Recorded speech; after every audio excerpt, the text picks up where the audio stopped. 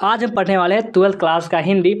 और हिंदी में ये चैप्टर नंबर 7 है जिसका नाम है पुत्र वियोग। काव्यखंड का ये चैप्टर नंबर 7 है जिसका नाम है पुत्र वियोग, जिसके लेखक है सुभद्रा कुमारी चौहान जी और एक महिला है।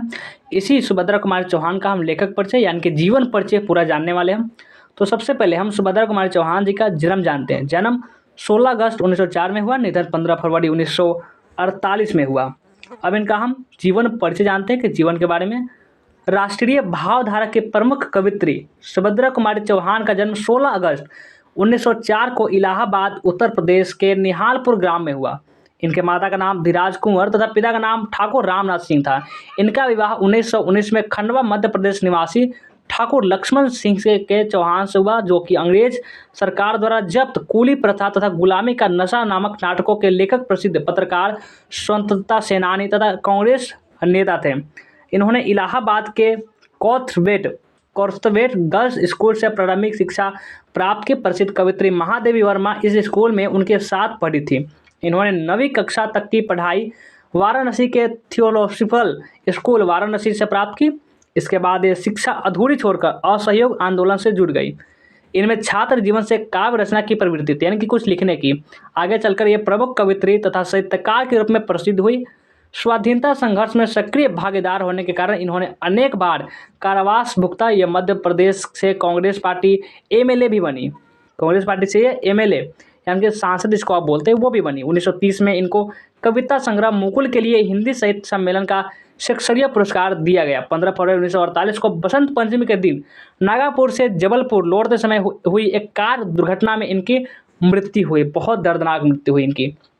और इनकी रचनाएं जानते हैं कि रचनाएं क्या क्या थी। तो रचना जिसके मुकुल कविता संग्रह 1930 में प्रकाशित हुआ, चित्रधारा यानी त्रिधारा कविता चयन, बिखरे मोती ये कहानी संग्रह है, सभी के खेल कहानी संग्रह है। और काव्यगत विशेषताएं इनकी जानते हैं। काव्यगत विशेषताएं, सुभद्रा कुमारी चौहान हिंदी की छायावादी काव्य धारा के समांतर स्वतंत्र रूप से काव्य रचना करने वाली राष्ट्रीय भावधारा की कवित्री थी।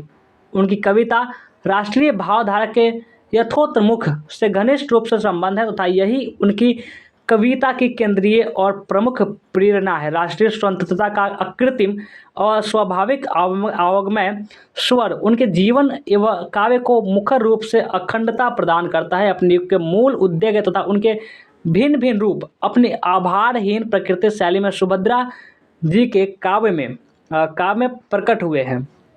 और चलिए आगे देखिए, अगला पेज पर आ चुके हैं। अब देखिए भाषागत विशेषता। इनकी भाषागत विशेषताएं क्या क्या थी। तो सुभद्रा कुमारी चौहान भाषा पर मजबूत पकड़ रखती है। उनकी भाषा सरल, सहज और आत्म बोलचाल वाली होने के साथ साथ गंभीर एवं प्रवाहमय भी है। भाव व्यक्ति की पूरी सक्षमता उनकी भाषा में मिलती है। 6 विधान एवं संगीतात्मकता उनकी भाषा की प्रमुख विशेषता है। प्रस्तुत कविता पुत्र वियोग सुभद्रा कुमारी चौहान के प्रतिनिधि काव्य संकलन मुकुल से ली गई है। मुकुल एक उनकी रचना है, वहाँ से सुभद्रा कुमारी चौहान की एक रचना जो कि पुत्र वियोग है वो ली गई है। यह कविता निराला की सहोज स्मृति के पश्चात हिंदी में दूसरी शोक गीत है जो कवित्री माँ द्वारा अपने पुत्र के असामयिक निधन के बाद लिखी गई है। इस कविता में पुत्र की असमय मृत्यु के बाद पीछे तड़प रहे माँ के हृदय की शोक की ऐसी सरल अभिव्यक्ति है जो सार्वभौम एवं निव्यक्तिविक्त होकर अमीट रूप में काव्यगत अर्जित करती है। तो ये था सुभद्रा कुमारी चौहान जी का लेखक परिचय, जीवन परिचय।